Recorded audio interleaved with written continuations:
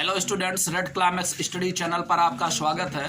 आप लोग अपने मित्रों के साथ पढ़ रहे हैं। आज एक नया चैप्टर आज पढ़ाया जाएगा जिसका नाम है वेक्टर एनालिसिस। इसमें सदिश बीजगणित यानी अलजेब्रा ऑफ वेक्टर्स आप पढ़ने चल रहे हैं। तो इसमें सबसे पहले आप समझेंगे कि वेक्टर है क्या चीज, सदिश क्या चीज है। बैठ जाइए आप। तो सदिश आपने पढ़ा है, जो भौतिक राशियां होती हैं कितने प्रकार की होती हैं? दो प्रकार की होती है, ठीक है ना।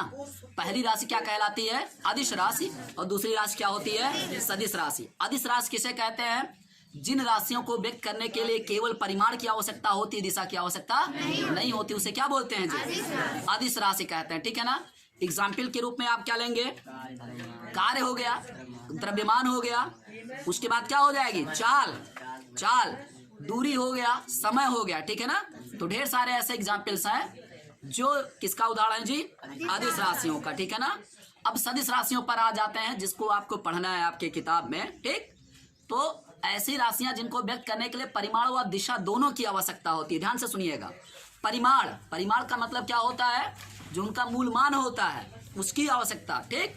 और साथ साथ किसकी आवश्यकता होती है? दिशा की, यानी उसमें डायरेक्शन मस्ट रहेगा। अगर डायरेक्शन है परिमाण के साथ साथ तो राशि क्या कहलाने लगेगी आपकी? क्या कहलाएगी जी? सदिश राशि कहलाएगी, ठीक है ना।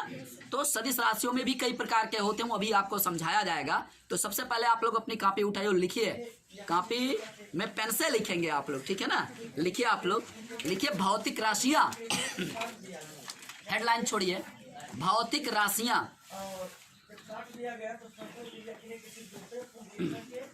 लिखिए भैया, लिखिए। भौतिक राशियां दो प्रकार की होती हैं।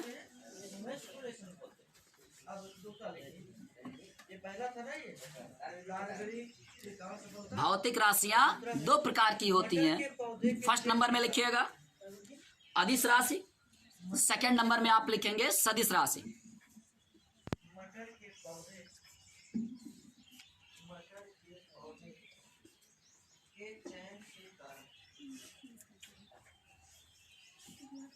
हो गया। पहले हेडलाइन छोड़िए अदिश राशि।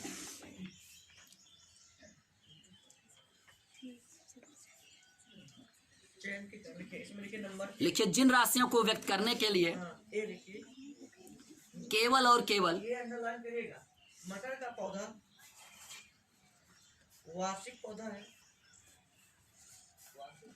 वार्षिक एनुअल। जिन राशियों को व्यक्त करने के लिए केवल और केवल परिमाण की आवश्यकता होती है, दिशा की नहीं। परिमाण की आवश्यकता होती है, दिशा की नहीं, अर्थात डायरेक्शन की आवश्यकता नहीं होती है, उन्हें अदिश राशियां कहते हैं।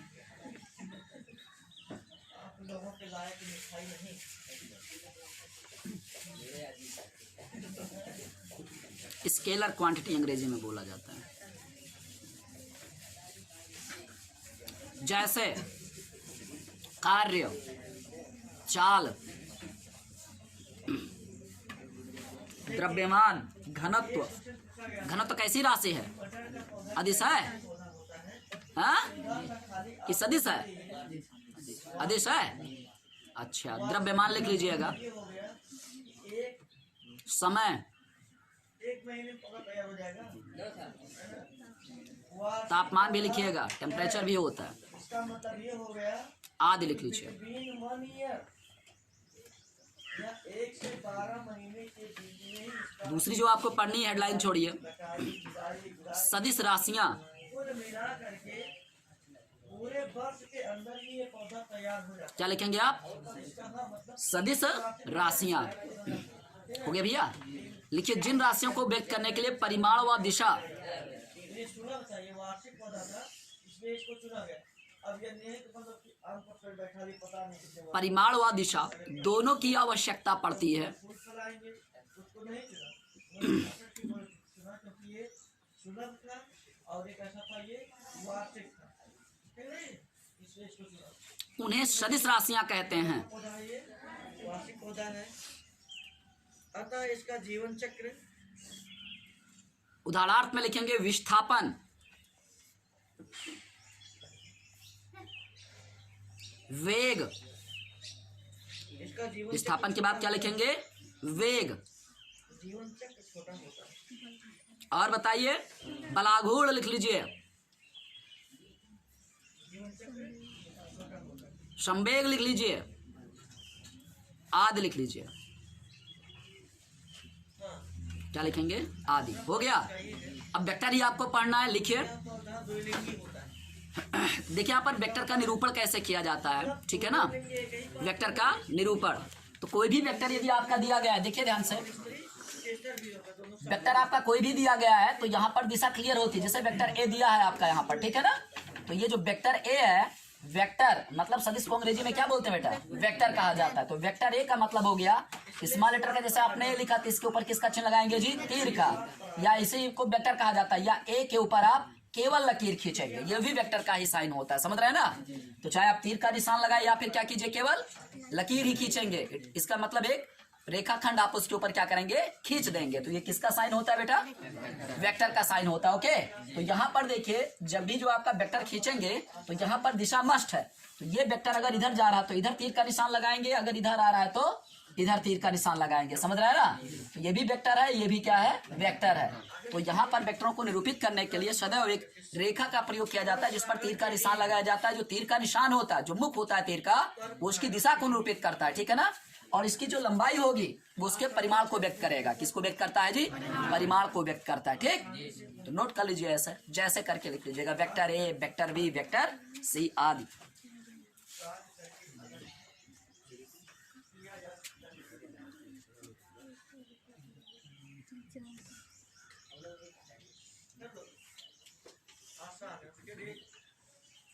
लिखिए। और कीमती भी आती है।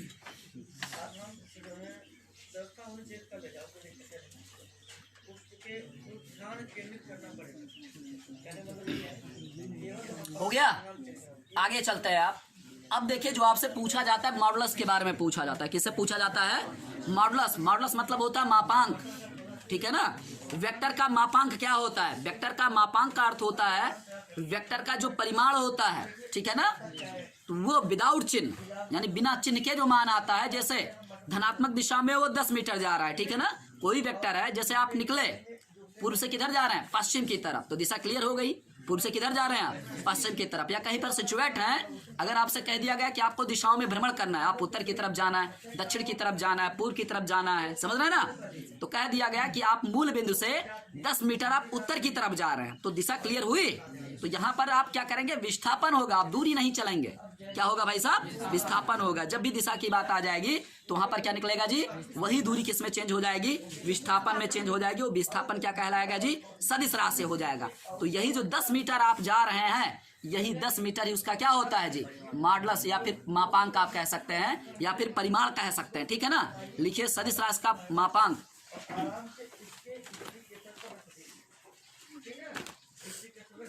लिखिए,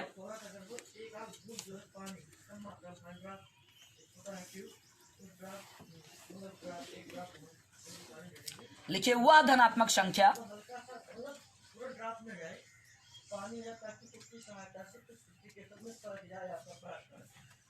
जो रेखाखंड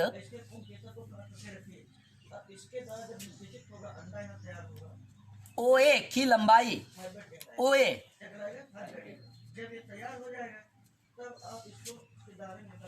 OA की लंबाई या किसी सदिश के प्रमाण को व्यक्त करता है,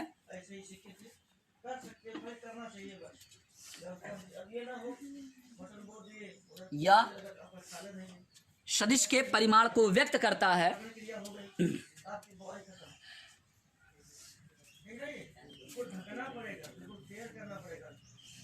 वो उसका मापांक अर्थात मॉडुलस कहलाता है।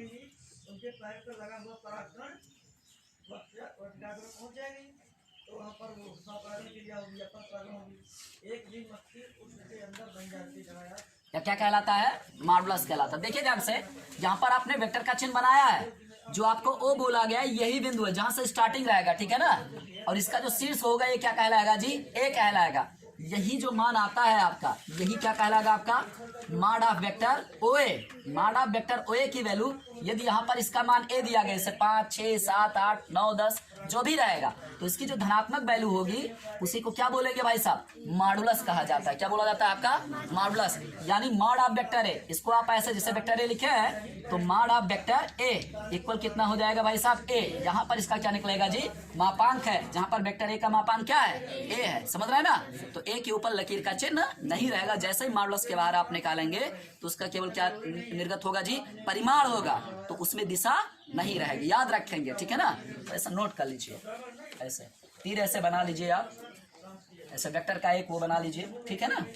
वेक्टर ओ ए लिख लीजिए ऐसे, ये ओ है, ये ए है।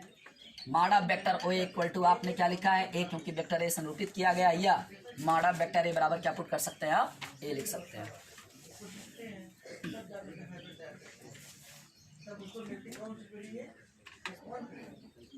जल्दी जल्दी कीजिए,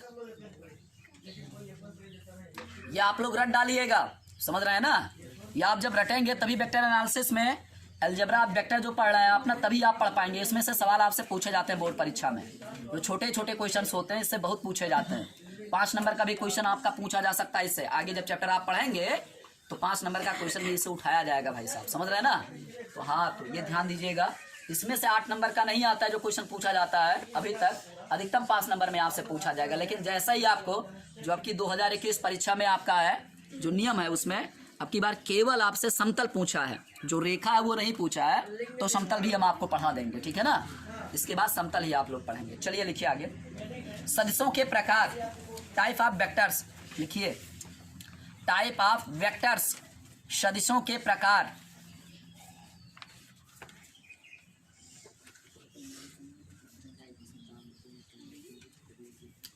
नंबर 1 लिखिए यूनिट वेक्टर, एकक सदिश, मोस्ट इंपॉर्टेंट चीज है ये, एकक सदिश, या अंग्रेजी में क्या बोलते हैं, यूनिट वेक्टर। याद रखेंगे, ठीक है ना।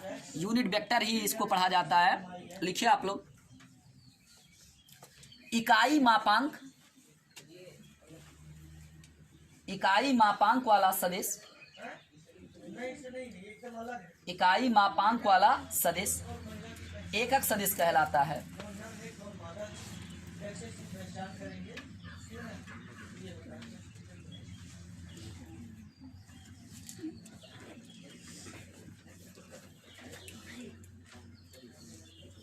लिखिए ए बी सी, कॉमा लगा के लिखिएगा, ए बी सी की दिशाओं में, की दिशाओं में एकक सदिश को, एकक सदिश को, एकक सदिश को ए कैप, ऐसा देखिए ए लिखा जाएगा, ऊपर ऐसे कैप का चिन्ह लगा देंगे। A cap, V cap, C cap से व्यक्त किया जाता है। एकक सदिश है ये, A cap, B cap, C cap से व्यक्त किया जाता है। एकक सदिश आपका रहेगा तो आपका वेक्टर एक दिया रहेगा आई जे के के रूप में, समझ रहे हैं ना। वो मैं आपको बताऊंगा, समझाऊंगा अभी बोर्ड पे। तो यहां पर देखिए जो वेक्टर आपका दिया रहेगा इसका एकक सदिश किससे निरूपित किया जाता है, ए कैप, बी कैप और सी कैप। यदि वेक्टर ए दिया गया है तो इसके एकक सदिश को किससे प्रेजेंट करेंगे जी, ए कैप से। वेक्टर बी दिया गया है तो किससे प्रेजेंट करेंगे जी, बी कैप से, ठीक है ना। तो यहां पर देखिए आपको बताया गया एकांक, ये ऐसा देखिए ए कैप बराबर होता है vector A upon mod of vector A. क्या होता है जी, vector A upon mod of vector A equal to क्या होता है जी, ए कैप। तो एक ही दिशा में जो एकांक सदिश होगा उसको किससे निरूपित किया जाएगा, vector A upon mod of vector ए, ठीक है ना। इसी को देखो यहाँ पर आपने क्या लिखा है, मॉड ऑफ वेक्टर ए को क्या लिखा है आपने, ए लिखा है। तो इसको शॉर्टकट में यदि आप लिखना चाहें तो वेक्टर ए अपान कितना हो जाएगा, ए हो जाएगा। तो इसको नोट कर लीजिए अपनी कॉपी में, मोस्ट इंपॉर्टेंट चीज है। 1 नंबर में क्वेश्चन आपसे उठाता है बोर्ड में, ठीक है ना। 1 नंबर जो है उठाता है, नोट कर लीजिए। सेकंड नंबर में लिखिए, नंबर 2 लिखिए, ये याद रखेंगे जो मैंने बताया है, ठीक है ना। ये एकक सदिश जरूर आप याद रखेंगे, ठीक है ना। यूनिट वेक्टर याद रखेंगे क्योंकि बोर्ड में 1 नंबर का पूछा जाता है। आप पेपर उठाएंगे तो आपको ढेर सारे क्वेश्चन इसके मिलेंगे, ठीक है ना। तो हम बताएंगे आपको। दूसरा लिखिए समान सदिश, अगली हेडलाइन छोड़िए, समान सदिश। Equal vectors, equal vectors, equal vectors. अब देखिए समान है क्या चीज? समान अगर आपसे पूछा जाए समान क्या चीज है, तो समान एक कंपैरिजन है, तुलना है। समझ रहा है ना? तुलना जब आप करते हो तो कम से कम कितनी वस्तुएं होनी चाहिए? 2 होनी चाहिए न्यूनतम, ठीक है ना? कभी भी तुलना एक वस्तु में नहीं की जाती है, समझ रहे हैं ना? तो यहाँ पर आप कितने वेक्टर्स लेंगे? 2 वेक्टर्स लेंगे। अगर समान की बात आ गई, समान सदिश, तो कम से कम कितने वेक्टर होने चाहिए? 2 वेक्टर होने चाहिए। तो यहाँ पे समान बोला है, समान का मतलब कंप्लीटली इक्वल। और कंप्लीटली इक्वल का मतलब हो गया यदि 2 सदिश ऐसे हो जिनकी परिमाण व दिशाएं, ध्यान से सुनिएगा, परिमाण भी समान होने चाहिए और दिशाएं भी समान होनी चाहिए। यदि परिमाण व दिशाएं दोनों समान है, यानी दोनों इक्वल हैं, तो उसे क्या बोलेंगे आप? समान सदिश कहेंगे, ठीक है ना? लिख लीजिए एक लाइन में। ऐसे 2 या 2 से अधिक सदिश, कारकों पर निर्भर, ऐसे 2 या 2 से अधिक सदिश कारकों पर निर्भर होता है। जिनके परिमाण व दिशाएं जैसे दोनों समान हों, जैसे कछुआ, परिमाण व दिशाएं दोनों समान हों, परिमाण व दिशाएं दोनों क्या हो? समान हो, उन्हें समान सदिश कहते हैं। उन्हें क्या बोलते हैं? समान सदिश कहते हैं। अब कछुआ में तो कोई देखने जाएगा नहीं, ना है कि मादा है, लेकिन ये माना जाता है। अगला लिखिए, अगली हेडलाइन छोड़िए। लाइक वेक्टर्स, लाइक वेक्टर भी होता है। लिखिए समदिश सदिश, बहुत इंपॉर्टेंट जानने जा रहे हैं। ये 28 डिग्री से कम, समदिश सदिश, लाइक वेक्टर्स। 28 डिग्री से ज्यादा। क्या लिख रहे हैं आप लोग? समदिश सदिश। कछुए के बच्चे ठंडी में पैदा होते हैं, ज्यादा। अच्छा ग्लास, अच्छा ठीक।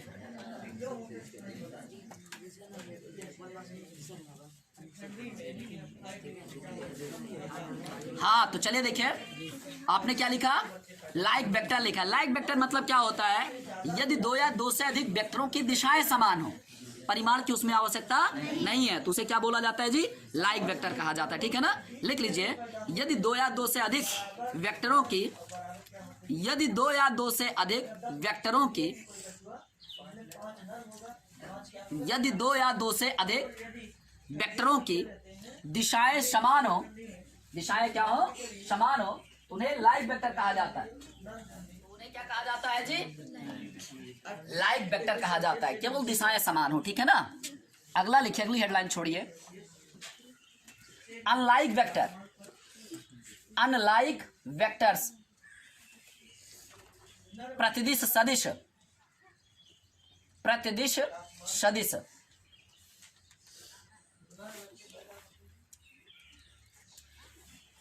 लिखिए, यदि सदिशों की दिशाएं समान ना हो, यदि 33 या सदिशों की दिशाएं समान ना हो, 33 या इससे अधिक पर तो उन्हें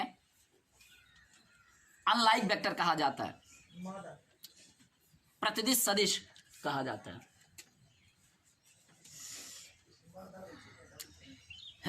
इन दोनों से क्वेश्चन उठता है, बोर्ड पे थोड़ा ध्यान देंगे आप लोग लिखने के बाद, ठीक है ना?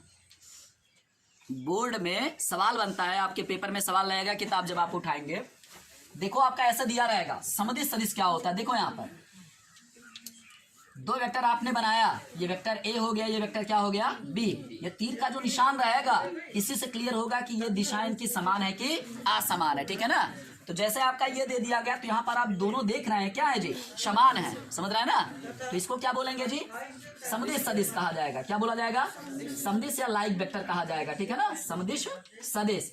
और देखिए ध्यान से, यदि एक की दिशा आपकी ऐसी हो, इधर जा रहा हो, और दूसरे की दिशा इधर हो, इसे क्या बोलेंगे जी? अनलाइक कहा जाएगा, अनलाइक वेक्टर कहा जाएगा। अब थोड़ा यहाँ पे देखिए, एक फिगर में बना रहा हूं, आप थोड़ा समझेंगे। यहाँ पे देखो, यहाँ पे फिगर में ये ऐसा है, देखिए ये इसी प्रकार मैंने ऐसे बना दिया, ठीक? आप स्टार्ट ऐसे कर रहे हैं। देखो लड़के, ये देखिए, यहाँ पर मैं नाम लिख दे रहा हूं, ए बी, ये हो गया, ये क्या हो गया सी, ये क्या हो गया आपका डी हो गया, और ये क्या हो गया डी ए हो गया। तो आप लोग बताएंगे क्या इसमें लाइक वेक्टर हैं? बोलिए आप, लाइक वेक्टर हाँ क्यों नहीं है? देखें यहाँ पर दिशाएं इनकी समान नहीं है। देखिए ए बी जो वेक्टर आपका है, वेक्टर ए बी, इसकी दिशा क्या है? ए से बी की तरफ, यही तो है वेक्टर ए बी। और जो वेक्टर सी डी आप लिख रहे हैं, सी से किधर दिया गया है? डी की तरफ, तो इनको आप क्या लिखेंगे? Vector C D. अगर देखिए इसकी दिशा आपकी ऐसे होती, ये देखिए दिशा आपकी ऐसे होती, डी से किधर होती जी? सी की तरफ, तो वेक्टर जो आपका सी डी होता, ये क्या कहलाता? दोनों क्या हो जाता भाई साहब? ये आप डीसी लिखेंगे, सीडी नहीं लिखेंगे, क्या लिखेंगे जी? डीसी। तो दोनों क्या हो जाएंगे जी? लाइक वेक्टर हो जाएंगे, ठीक है ना। अब इनका परिमाण यहाँ पर जो चित्र आपने बनाया है, ये क्या है? आयत का चित्र आपने बनाया, समझ रहे हैं ना। तो जब आयत से निरूपित आपके वेक्टर्स रहेंगे, इनके परिमाण यदि इक्वल हैं, ठीक है ना, तो किसमें चेंज हो जाएगा जी? समान सदिश में। अभी आपको बताया था कि इक्वल जो आपका वेक्टर होता है, वो होता क्या चीज है? यदि इनकी दिशाएं और साथ साथ परिमाण भी आपस में क्या रहे? बराबर रहे, समान रहे, तो उन्हें क्या बोलते हैं आप? क्या बोलते हैं जी? समान सदिश कहा जाता है। तो जैसे यहाँ पर मैंने तीर का निशान ऐसा लगा दिया, वेक्टर ए बी और वेक्टर डी सी, ये दोनों दिखने में, यहाँ पे जो चित्र, यहाँ पर फिगर जो आपने बनाया है, दोनों की दिशाएं व परिमाण आपस में क्या दिख रहे हैं जी? समान है, तो इनको क्या बोलेंगे जी? समान सदिश कहा जाएगा, ठीक है ना। अगर इनके वेक्टर्स देखें, यहाँ पर दिशाएं ऐसी होती, लड़के देखो ध्यान से, थोड़ा समझेंगे आप लोग। यहाँ पे ऐसे मैंने लिख दिया, ये ऐसे देख लो, ऐसे है, ठीक। ये ए बी ए सी और क्या लिख दिया मैंने? डी। वेक्टर का चिन्ह मैंने लगा दिया ऐसे, ठीक। तो अब यहाँ पे आप बताइए, क्या वेक्टर ए बी और वेक्टर डी सी जो आप लिखेंगे, क्या ये समान है? समान है? बोलिए आप। अभी तक जो सीखे हैं उससे क्या आप निष्कर्ष निकाल रहे हैं? केवल समदिश है, लाइक वेक्टर्स हैं, समान वेक्टर यानी इक्वल वेक्टर नहीं है, क्योंकि इनके परिमाण आपस में बराबर नहीं है, समझ रहे हैं ना। तो इनको क्या बोलेंगे जी? ओनली लाइक वेक्टर बोलेंगे, इक्वल वेक्टर नहीं कहेंगे। ओके, हाँ बस इतना ही, जितना आप पढ़ाएं। ऐसे फिगर आपको दिया रहेगा आपकी बुक में, ठीक है ना। सवाल ऐसे आएगा, फटाफट आप जोड़ेंगे, बताएंगे उसमें क्या क्या है, ठीक है ना। चलिए आगे लिखिए, अगला लिखिए।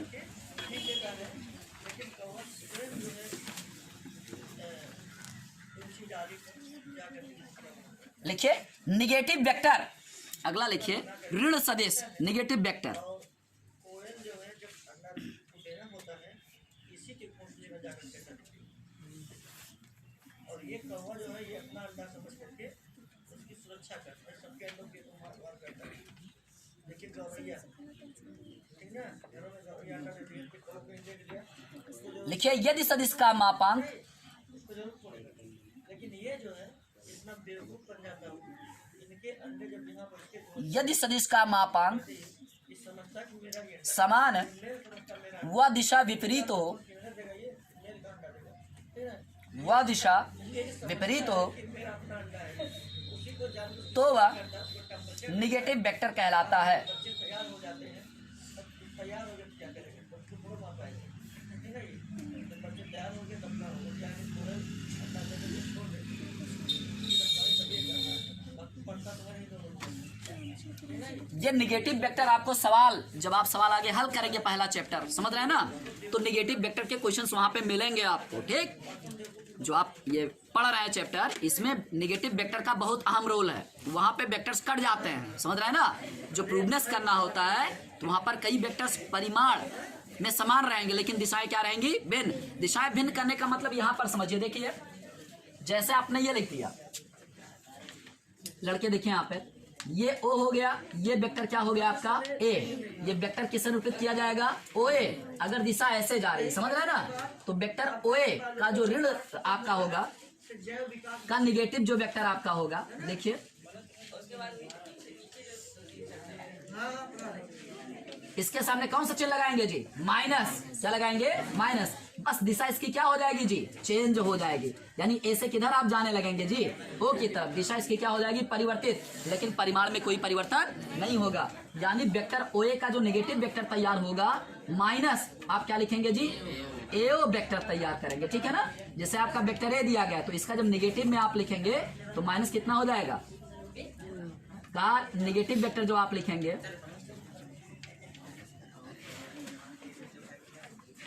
तो कितना होगा जी, माइनस वेक्टर कितना हो जाएगा, ए हो जाएगा। ठीक है ना। तो यहाँ पर दिशाएं क्या की जाती हैं, चेंज कर दी जाती हैं। यहाँ पर ऐसा नियम निकलता है। ठीक है ना। अभी जब मैं आप लोगों को पढ़ाऊंगा त्रिभुजों का नियम, सदिश योग का त्रिभुजों का नियम, तो वहां पर मोस्ट इंपॉर्टेंट है ये। अगला चलिए लिखिए, वो लिख लीजिएगा वेक्टर ए बी का ऋणात्मक सदिश माइनस वेक्टर बी ए, लिख लो उसमें जैसे जैसे करके लिखो। लिखिए वेक्टर ए बी का, जैसे वेक्टर ए बी का ऋणात्मक सदिश, ऋणात्मक सदिश बराबर लिखेंगे माइनस वेक्टर बी ए, माइनस वेक्टर क्या हो जाएगा, बी ए।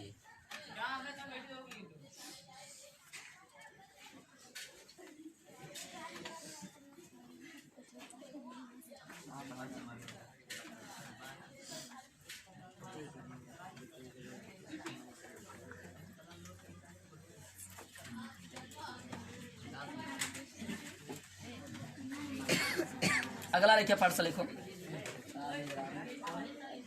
बस 2-3 मिनट लिख लो, इसके काइंड्स लिख लीजिए। ठीक है ना।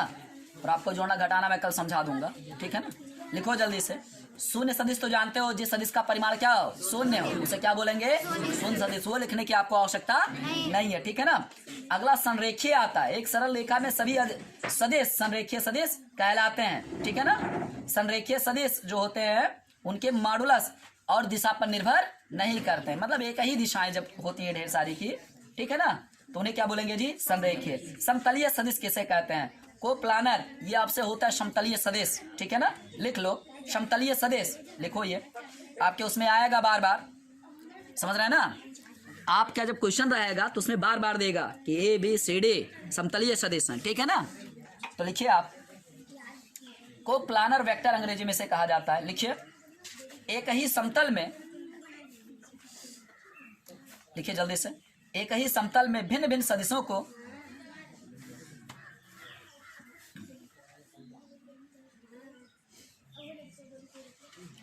एक ही समतल में भिन्न भिन्न सदिशों को निरूपित करने वाले रेखाखंड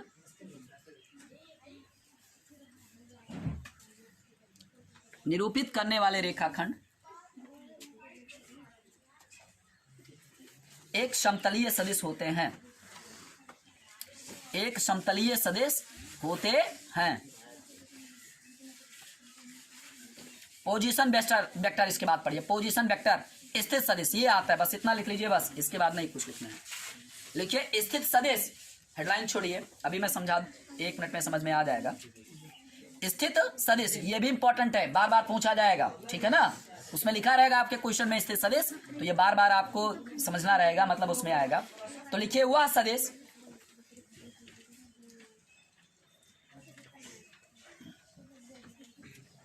जो किसी स्थिर बिंदु के सापेक्ष, वह सदिश जो किसी स्थिर बिंदु के सापेक्ष किसी बिंदु की स्थिति को व्यक्त करे, किसी बिंदु की स्थिति को क्या करे, व्यक्त करे,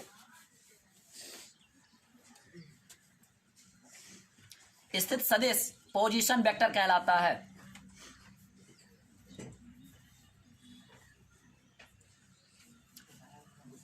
क्या कहलाता है जी, पोजीशन वेक्टर कहलाता है। देखिए यहाँ पे थोड़ा आप लोग समझिए, जैसे यहाँ पर मान लीजिए आपका मूल बिंदु O है, आपका दिया गया। ठीक है ना। तो मूल बिंदु आप जानते हैं स्थिर रहता है। ठीक है ना। वो क्या हो गया, आपका स्थिर बिंदु हो गया। कोई बिंदु P यहाँ पर दिया गया है, क्या दिया गया जी, कोई बिंदु P दिया गया है। जब इसके वेक्टर को निरूपित करेंगे तो स्थिर बिंदु रहेगा और P क्या रहेगा, गमन करने वाला। यहाँ पर O के सापेक्ष P की स्थिति, मतलब स्थित वेक्टर आप जब निकालेंगे, यानी पोजीशन वेक्टर जब आप निकालेंगे तो वेक्टर OP आपका तैयार होगा। क्या तैयार होगा जी, OP तैयार होगा। तो जो वेक्टर OP है, इससे बिंदु P का, इसे क्या बोलेंगे, बिंदु P का क्या बोलते हैं जी, स्थित सदिश बोलते हैं जी। स्थित अदशा रहेगा, स्थित सदिश कहा जाता है। समझ गए ना। इसे लिख लीजिए आप लोग, बस इतना। मूल बिंदुओं के सापेक्ष स्थित सदिश रहेगी। ठीक है ना। क्योंकि यहाँ पर स्थित क्या है जी, मूल बिंदु है। ठीक ऐसा नोट कर लीजिए आप लोग कॉपी में, बस कीजिए, आगे कल मैं पढ़ाऊंगा, ठीक है ना।